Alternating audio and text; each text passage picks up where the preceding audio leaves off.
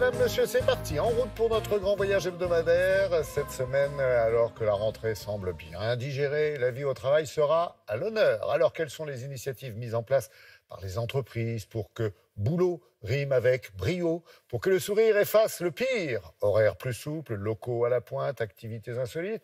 C'est ce que nous verrons avec 4 de nos correspondants. Et pour cette tournée des bureaux, voici nos employés modèles, non pas du mois, mais du jour. Alors, Arnaud Miguet, qui a fait le déplacement au Japon, Nicolas Bertrand, que l'on rejoindra en Inde, Sandrine Mercier, notre correspondante en Espagne, et enfin Claude Deschênes, qui nous donne, lui, rendez-vous au Québec. Et vous le savez, en raison du décalage horaire, tout simplement, avec certains de nos journalistes, eh bien, toute la séquence qui suit a été, bien sûr, enregistré. Allez, au boulot. Pour la première étape, direction le Japon, où l'expression « se tuer à la tâche » prend malheureusement tout son sens. Bonjour Arnaud. Stupeur et tremblement, comme dirait Amélie Nothomb. Le surmenage est monnaie courante dans ce pays et il porte d'ailleurs un nom, le karoshi. Kezako? Alors, stupeur et tremblement, vous avez raison, Amélie Nothomb le décrivait très bien dans son roman sur le dur, très dur monde du travail à la japonaise. Alors, au Japon, on meurt au travail par surmenage. C'est ça, Laurent, le karoshi. Imaginez la durée légale du temps de travail par semaine, c'est 40 heures. Rien d'exceptionnel, c'est beaucoup, mais rien d'exceptionnel. Mais on peut travailler jusqu'à 100 heures supplémentaires par mois. Ça donne des semaines pour certains employés à 65 heures qui se sentent obligés de les faire. Inutile de vous dire qu'il est hors de question de dire là-bas qu'on pose une RTT, qu'on a piscine ou poney. C'est donc travail et présentéisme à tout prix. Pas étonnant qu'il y ait des accidents du travail, qu'il y ait des accidents vasculaires, qu'il y ait des arrêts cardiaques, qu'il y ait des suicides par surmenage.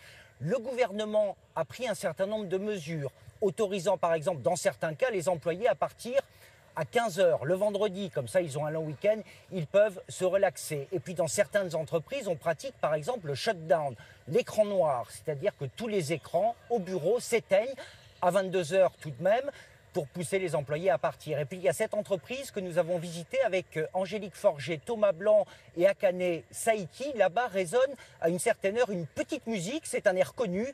Vous allez voir, vous allez l'avoir dans la tête toute la journée, j'en suis désolé, mais ça a l'air de marcher. Regardez leur reportage. Tokyo, ville frénétique, ne dort jamais. Ici, c'est l'effervescence permanente, dans un pays connu pour ses journées de labeur interminables.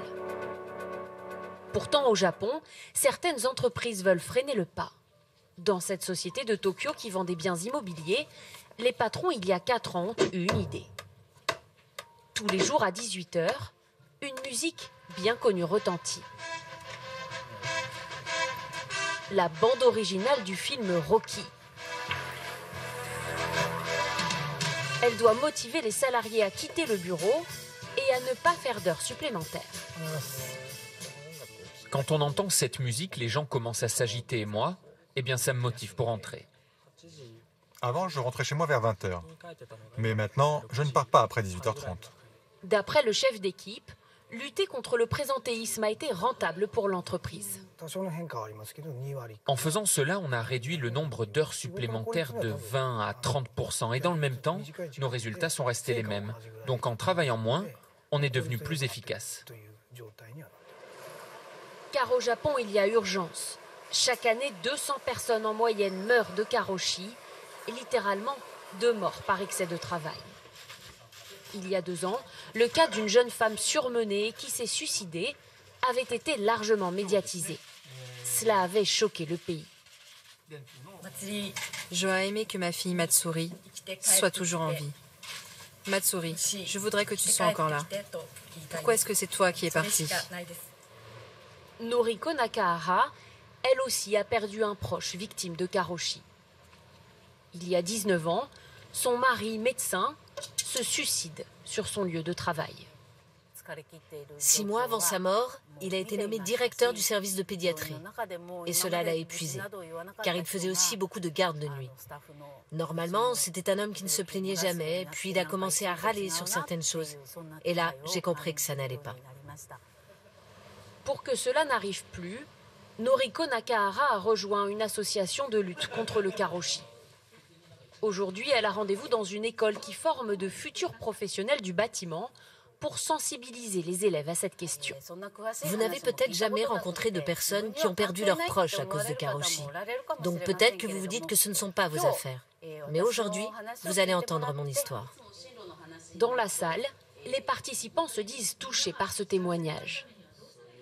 Je trouve cela triste et j'aimerais que cela change.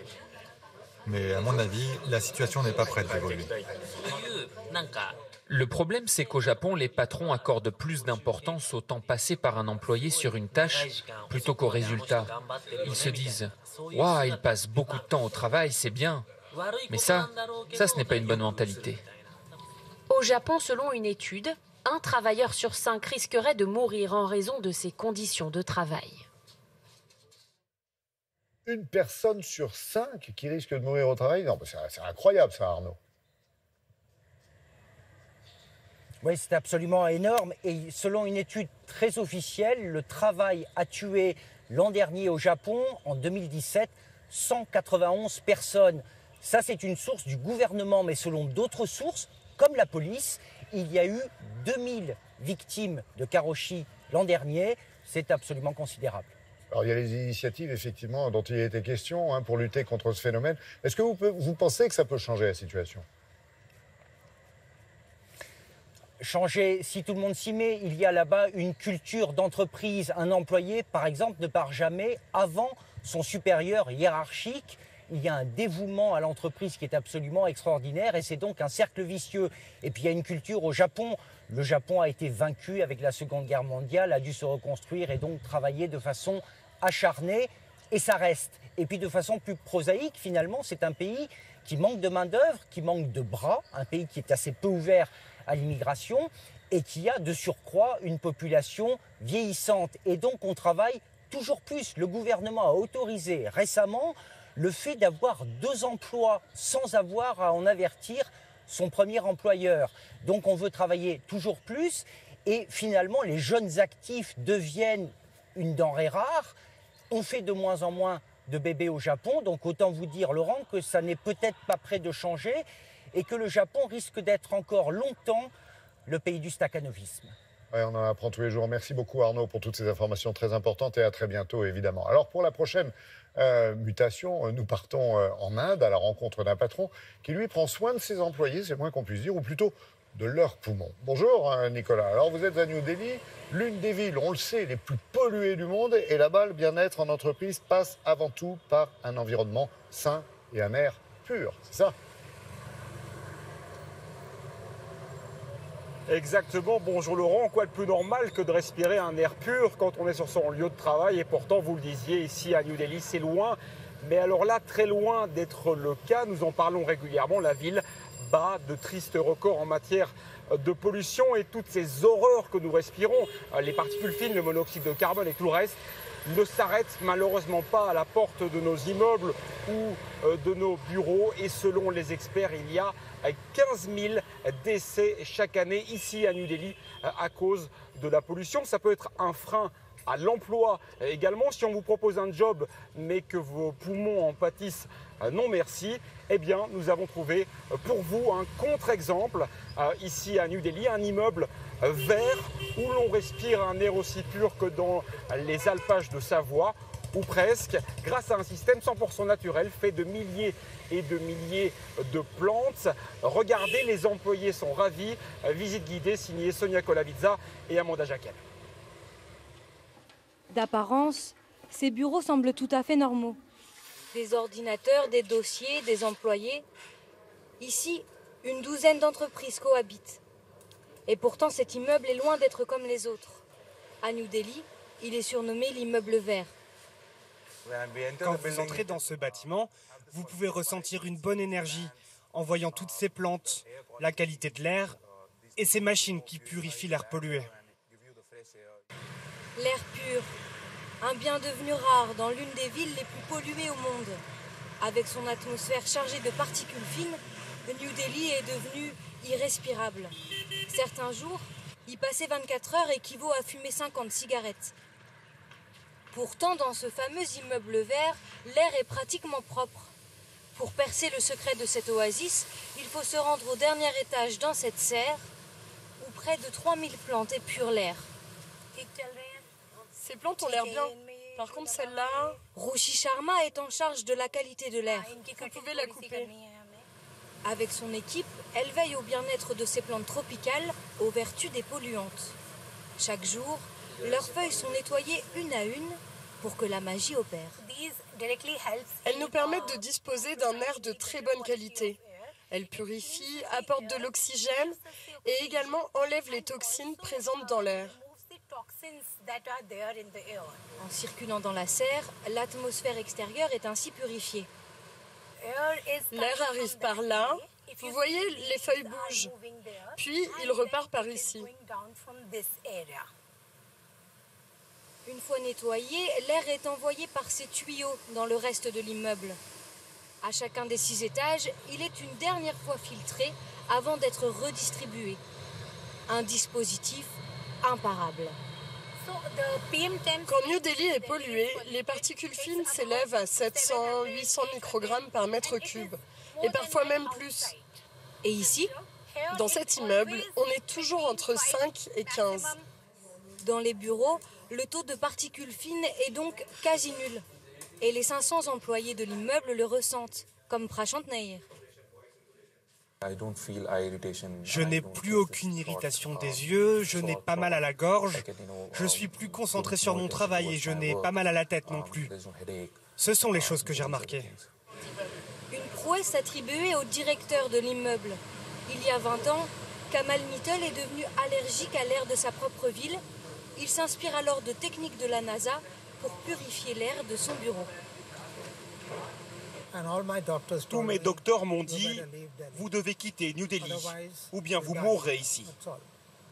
J'avais ce problème, et c'est ce qui m'a motivé à trouver la solution.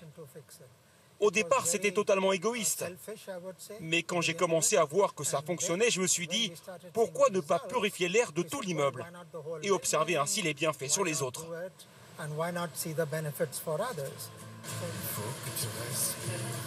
À New Delhi, d'autres immeubles ont déjà installé ce système. À l'heure où la planète commence à suffoquer, cette solution pourrait devenir un modèle. De quoi permettre à de nombreux employés de respirer enfin à plein poumon. Oui, il faut que tu respires, effectivement, comme le dit Mickey 3D dans la chanson. Et tout ça, donc, grâce aux plantes qui, elles seules, filtrent donc la pollution, on est d'accord ? Oui, exactement. Ces plantes font partie de ce qu'on appelle des plantes dépolluantes. Ce ne sont pas n'importe quels végétaux pris au hasard. Il en existe une dizaine. Et ici, en l'occurrence, dans cet immeuble, ils en ont choisi 3 que l'on peut se procurer en France sans problème. Alors, elles s'appellent le Scindapsus doré, l'areca et la langue de belle-mère. J'en ai chez moi, par exemple, ici à New Delhi. Chacune de ces plantes a des caractéristiques différentes, mais en résumé, elles absorbent les polluants par les feuilles, donc le benzène, le formol ou le monoxyde de carbone comme les autres plantes. Les racines ensuite vont digérer ces polluants et puis les feuilles vont rejeter de l'oxygène pour recycler entièrement l'air de la pièce. On dit qu'en moyenne, il faut entre 3 et 4 plantes par personne pour recycler entièrement l'air dans un bureau. Dans cet immeuble, vous avez vu, ils en ont des milliers pour atteindre un niveau record d'air pur, record ici en Inde. Et de façon générale, Nicolas, est-ce que les Indiens sont heureux d'aller au travail? Je crois que vous avez des chiffres récents. Oui, exactement. Les Indiens sont parmi les plus heureux au travail, selon une étude de 2016 d'Ipsos. 88% d'entre eux se déclarent heureux de leurs conditions de travail. Alors, à titre de comparaison, en France, ils sont 67% seulement, mais cela s'explique. Les travailleurs ici en Inde jouissent au bureau d'un luxe que dans la plupart des cas, ils ne connaissent pas chez eux. C'est propre d'abord, mais ils ont surtout le fameux climatiseur. Dans un pays où les chaleurs peuvent grimper jusqu'à 50 degrés, le climatiseur, c'est important. Et en cas de forte chaleur, donc on est mieux au bureau qu'à la maison. Attention aussi avec cette étude, car beaucoup d'Indiens travaillent dans la rue, dans la pollution, dans la chaleur, encore une fois. Ils n'ont pas de climatiseur, ils n'ont pas non plus de plantes dépolluantes et donc ils ne sont pas compris dans cette étude, mais ils représentent l'immense majorité des travailleurs ici en Inde. Vous savez ce qu'il vous reste à faire, c'est retourner au bureau. Merci en tous les cas, Nicolas, pour toutes ces précisions et ces chiffres notamment. Et à bientôt. Allez, petite pause réglementaire avec notre spécialiste du net. Et on peut dire que le web au travail ne connaît pas la crise. Et oui, entre les salariés et Internet, c'est une grande histoire d'amour, peut-être trop grande, je ne sais pas. Si, hein, Julia, ça, souvent même. Outil de travail d'un côté, oui, souvent, et divertissement de l'autre, il est parfois difficile de délimiter l'utilisation d'Internet. Et ça, surtout, évidemment, pour les employeurs qui craignent les abus. Aujourd'hui, les salariés français surfent de plus en plus sur Internet à leur travail pour des fins personnelles. Selon une étude publiée dernièrement, ils y consacrent en effet 1h15 par jour. Ça représente un mois par an.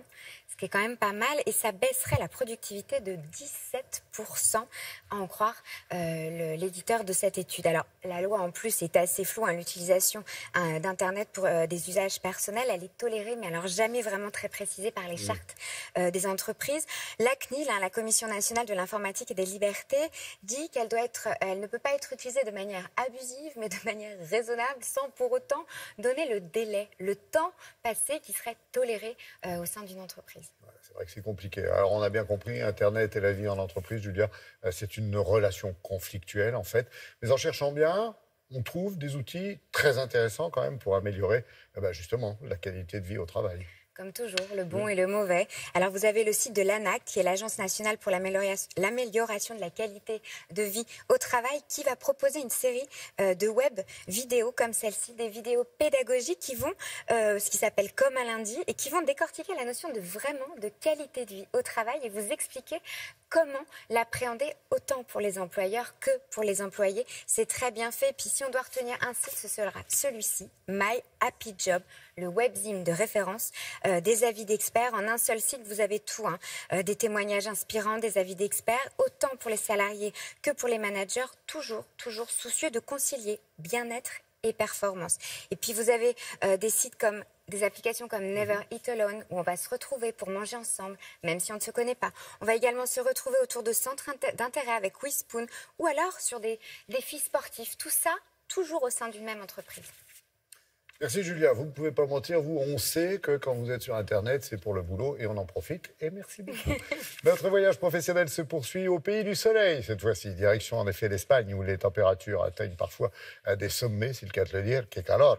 Bonjour Sandrine. Alors, comme ça, il fait parfois trop beau pour travailler chez vous?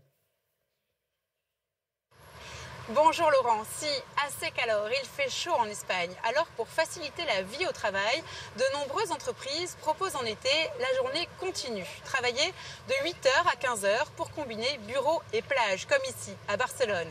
Ailleurs en Espagne, les loisirs ne manquent pas pour profiter de ces après-midi et du soleil.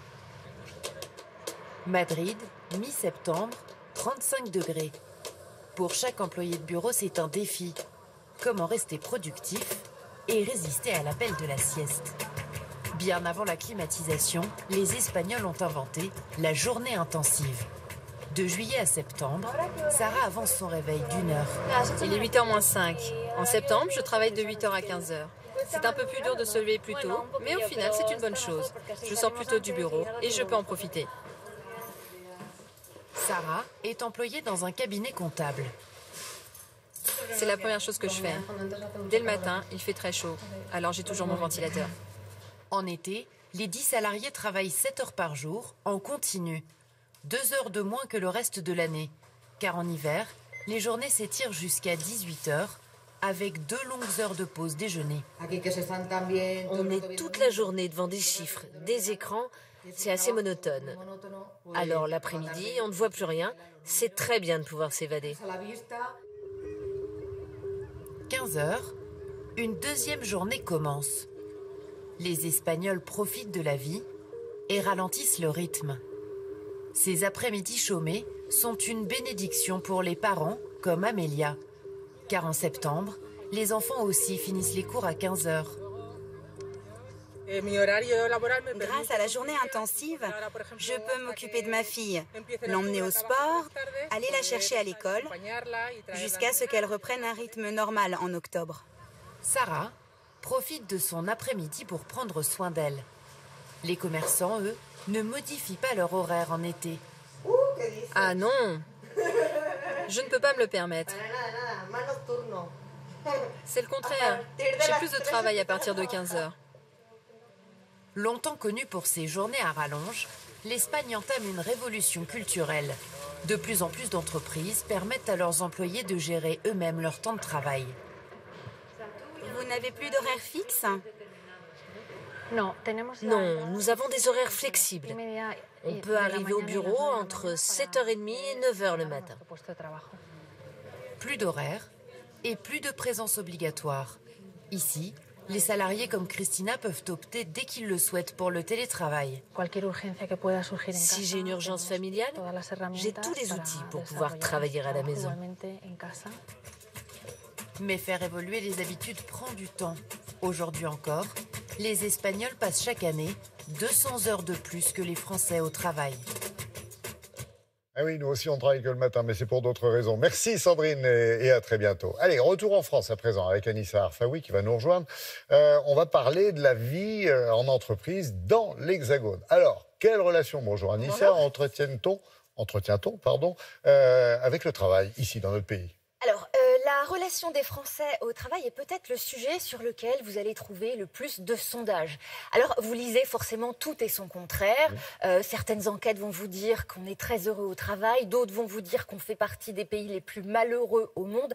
Alors, on va essayer d'être juste et d'établir une moyenne. Et ce qui ressort majoritairement depuis une bonne grosse dizaine d'années, c'est que les Français souffrent de plus en plus de mal-être au travail.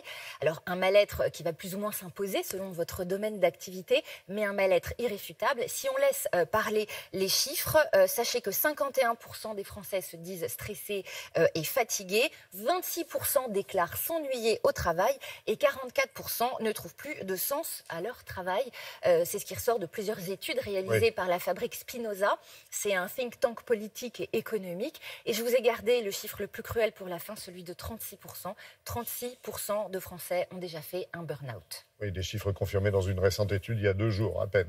Pas très encourageant quand même tout ça, Anissa. Comment expliquer la situation ? Alors, par un paquet de raisons, plus ou moins vraies, mais le point commun, c'est la reconnaissance, ou plutôt l'absence de reconnaissance. Le problème, il est là. C'est que nous ne sommes pas des robots programmés pour exécuter sans la moindre réflexion et sans la moindre émotion.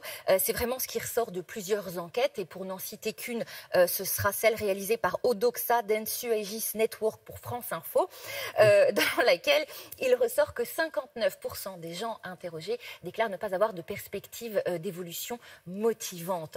Et en réalité, Laurent, cela va un petit peu plus loin et ce sont les neurosciences qui l'expliquent parfaitement. Dans la partie droite de notre cerveau se cache une petite zone qui est celle de l'émotion. Lorsque vous avez un encouragement, un merci ou des félicitations, enfin un mot gentil, eh bien cette zone est stimulée et va créer une molécule qui s'appelle la dopamine, qui est donc la molécule du plaisir. En gros, plus vous stimulez cette zone, et plus le matin, vous avez envie de vous réveiller pour aller travailler ou pas. Et il y a même Patrice Roussel, qui est le directeur du Centre de recherche en management, et qui travaille beaucoup sur le sujet, qui explique que recevoir des signes de reconnaissance renforce le sentiment d'utilité et de valeur de l'individu, mais aussi le sentiment d'appartenir à un groupe pour lequel vous avez envie d'agir au mieux ou pas. Je ne comprends pas. On n'utilise pas toutes ces connaissances justement pour améliorer la vie au travail ? Alors, ça, c'est la bonne nouvelle, parce que effectivement, on les utilise d'ailleurs tant et si bien qu'on a même créé un nouveau poste qui est exclusivement dédié au bien-être des salariés. Vous allez voir, rien que le nom fait rêver, puisque ça s'appelle des CHO, pour Chief Happiness Officers. Alors en français, ça veut dire les chefs du bonheur, c'est quand même assez joli. Alors le terme est en anglais, pourquoi ? Parce qu'il nous vient des États-Unis. Il est né, vous savez, dans la Silicon Valley, ces entreprises où les gens passent tellement de temps au bureau qu'ils oublient même à quoi peut ressembler la lumière du jour, et très rapidement ils se sont dit qu'il fallait améliorer la vie de leurs salariés en faisant au mieux. En France, le poste est arrivé il y a une dizaine d'années, et évidemment ce sont plutôt les jeunes entreprises et les start-up qui ont engagé ces nouveaux chefs. Et pourquoi pas les autres ? Alors c'est une question de mentalité, on va dire. En fait, il s'agit d'entreprises assez jeunes parce qu'ils ont des salariés qui ont en moyenne 30 ans. Et plus les salariés français sont jeunes, plus ils veulent un managing souple et bienveillant. Les entreprises françaises n'avaient finalement pas d'autre choix que de concevoir que le plaisir au travail de leurs salariés est aussi important que le chiffre d'affaires. Pourquoi? Parce qu'un salarié heureux est bon pour le rendement. La productivité par salarié serait même augmentée de 12% lorsque le bonheur est au rendez-vous. C'est ce qui ressort d'une enquête britannique réalisée il y a 2 ans par l'université de Warwick. Et donc, rapidement, comment ils s'y prennent, vos chefs du bonheur? En communiquant évidemment beaucoup avec les employés, en créant des rencontres, des dialogues, des fêtes, des boîtes à questions. Ils servent de tampons entre les managers, évidemment, et les employés pour régler tous les conflits. Ils font même des fêtes et des tonnes d'activités. Ce qu'il faut savoir, c'est qu'aujourd'hui, ces fameux chefs du bonheur, on en a dans le pays entre 150 et 200. Mais il y a fort à parier que c'est un chiffre qui va drastiquement augmenter dans les années qui viennent. Arion, merci beaucoup. Merci. Super boulot, bravo. Merci beaucoup. Allez, pour notre dernière expatriation, cap sur Montréal, où le monde du travail connaît une petite révolution. Bonjour Claude.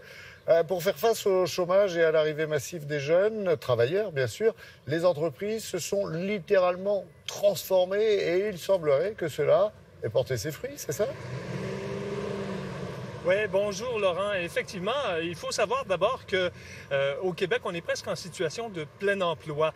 Depuis 2017, Montréal caracole au sommet des agglomérations urbaines nord-américaines pour ce qui est de la création d'emplois. En août dernier, 11 400 postes ont été créés.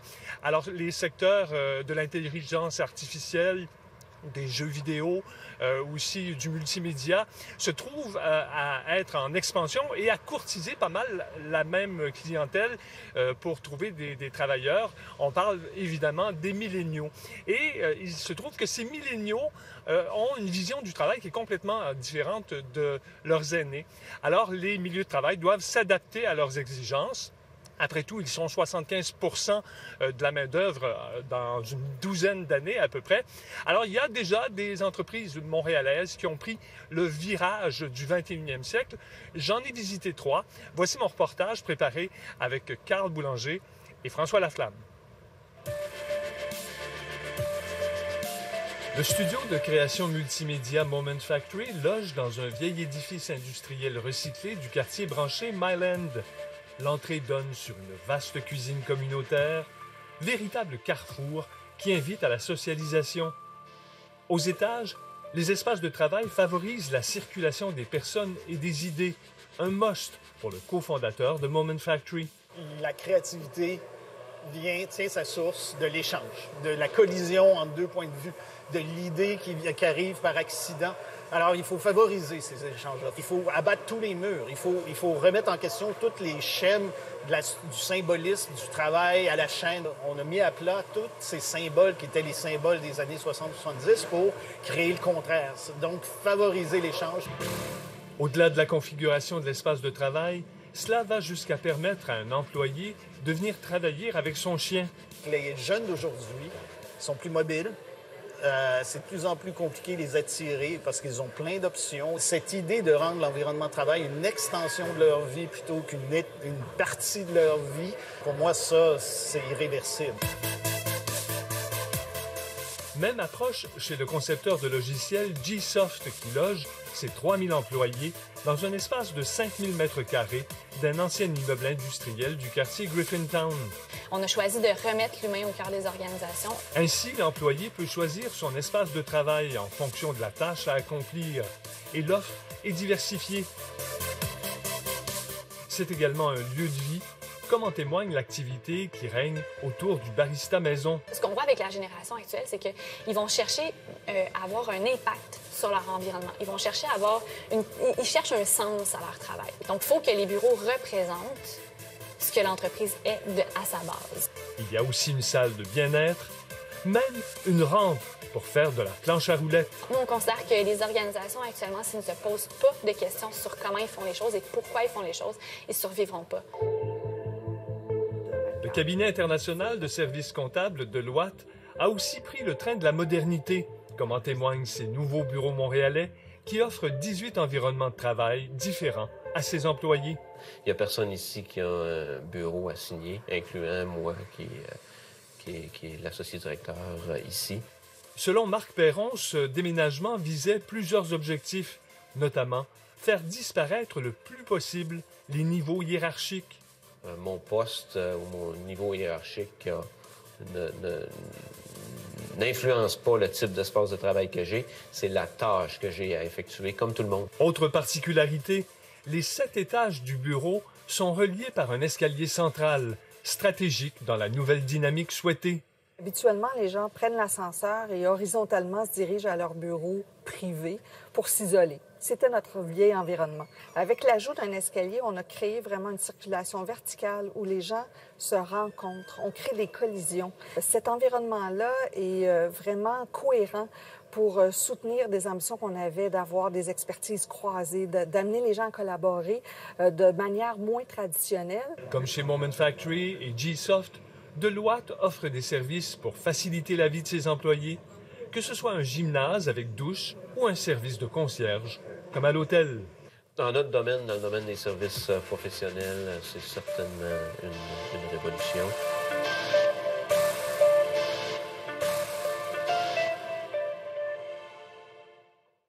Et vous savez quoi, Claude? Eh bien, ça donne envie. Cela dit, les exemples que vous nous avez montrés, c'est dans le privé. Est-ce que le secteur public a suivi le mouvement? Ben, ça commence. Écoutez, en mars dernier, le gouvernement du Québec a annoncé un vaste programme de modernisation des installations pour ses fonctionnaires. Alors, on prévoit de dépenser 20 millions de dollars par année jusqu'en 2028. Du côté de la fonction publique fédérale, j'ai un exemple à vous montrer. C'est l'ONF, l'Office national du film. Vous savez, cette agence qui a eu 74 nominations au Gala des Oscars depuis sa création. Eh bien, l'ONF loge près du périphérique, dans le nord de la ville, depuis 60 ans. Et là, c'est le grand déménagement l'année prochaine dans un édifice plus petit au centre-ville, dans le quartier des spectacles, aménagé par les architectes Provence-Chérois. Mais les employés ont été mis à contribution. Ils ont dit comment ils voulaient que leur bureau soit aménagé. Évidemment, ce sont des aires ouvertes.